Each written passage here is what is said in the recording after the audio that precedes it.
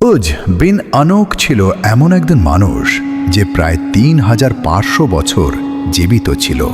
তাকে পৃথিবীর সবচেয়ে লম্বা ও সবচেয়ে শক্তিশালী মানুষ হিসেবে মনে করা হতো।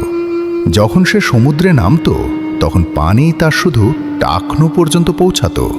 সে নিজের হাতেই সমুদ্র থেকে মাছ ধরে আনত এবং সূর্যের প্রচণ্ড তাপে সেগুলো ভেজে খেত। তার জন্ম হয়েছিল হযরত আদম আলাইহি ওয়াসাল্লামের যুগে। যখন নূহ আলাইহি ওয়াসাল্লামের মহাপ্লাবন এসেছিল তখন পৃথিবীতে শুধু তারাই বেঁচেছিলেন যারা নূহ আলাইহি ওয়াসাল্লামের নৌকায় আরোহণ করেছিলেন।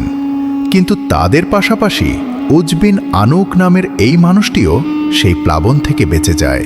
এর কারণ ছিল, যখন হযরত নূহ আলাইহি ওয়াসাল্লাম নৌকা নির্মাণ করছিলেন তখন উজ বিন আনুক শামের অঞ্চল থেকে সেগুন কাঠ এনে তাকে সাহায্য করেছিল।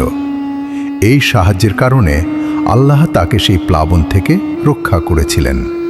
সে হযরত আদম আলাইহি ওয়াসাল্লাম থেকে হযরত মূসা আলাইহি ওয়াসাল্লাম পর্যন্ত অর্থাৎ পুরো ৩৫০০ বছর জীবিত ছিল।